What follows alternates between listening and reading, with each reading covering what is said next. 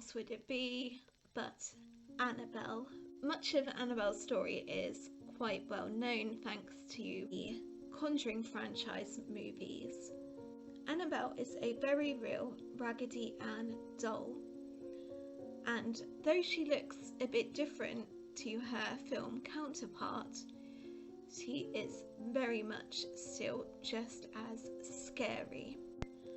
Annabelle was bought by a mother from a hobby store as a present for her daughter Donna. Donna was a trainee nurse and she was over the moon with Annabelle and would place her in her bedroom in her small apartment shared with her friend Angie. Now, the paranormal activity would at first start very small, with the doll just moving slightly, and this would gradually become Annabelle moving from room to room, and in fact moving, say, from the living room to the bedroom, and then even closing the bedroom door behind her. As if this wasn't scary enough, the doll would also write in children's handwriting, "Help," on pieces of parchment paper that both Donna and Angie maintained were not in the apartment to begin with. So where did Annabelle get the paper from, which is really weird in itself, without having the creepy child's handwriting on top of that saying "help"? Though this was far from the worst of it. One night Donna would go into her room and just a feeling of dread and fear washed over her. She went over to Annabelle the doll, who had moved onto her bed, and as she got closer she could see that the doll actually had red oozing liquid which looked like blood on her hands and her chest.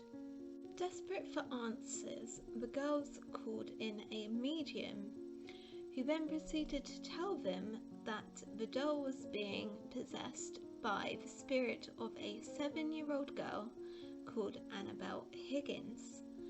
And Annabelle had died on the land, and all she wanted was just to be loved. So, being the empathetic nurses that they were, they decided to keep Annabelle and give her the love and attention that she wanted. And this would be very much the mistake. The girls would give Annabelle permission to inhabit the doll, and in fact one of their friends, Lou, really disagreed with this whole idea. He'd always found her creepy, and he would go on to be one of Annabelle's first victims.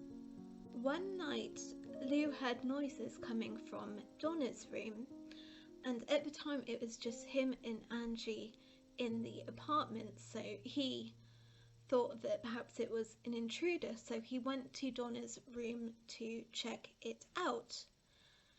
And there he could see nothing. The room was completely empty, save for Annabelle the doll in a heap on the floor.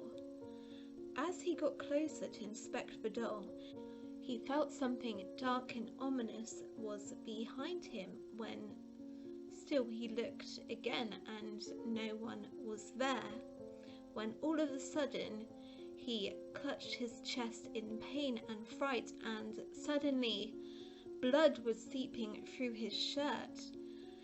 And when he went to inspect the area, he could see 7 claw marks on his chest, all of which were hot to the touch, just like burns.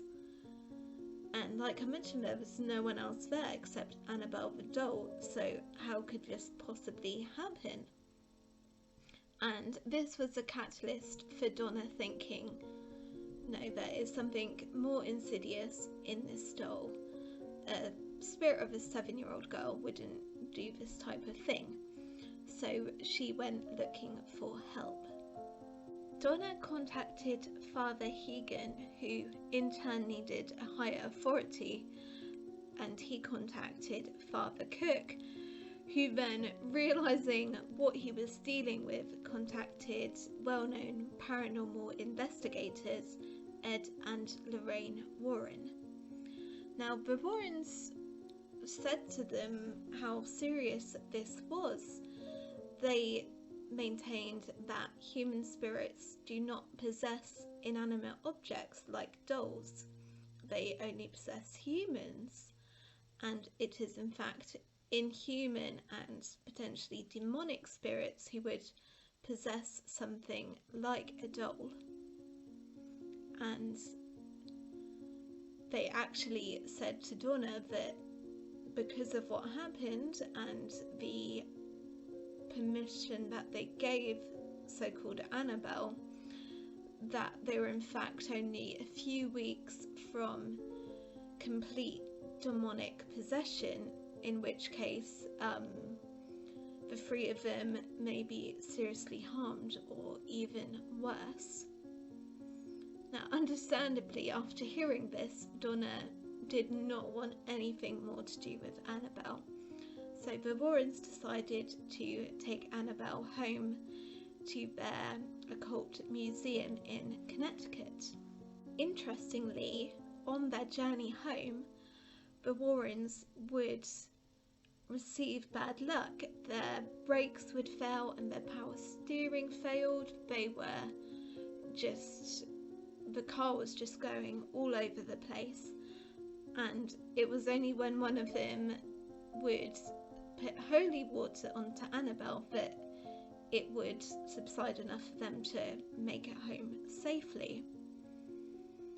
And once in the museum, Annabelle was placed on a chair, and they would frequently have her move just like before, and in fact they would also see her levitate several times.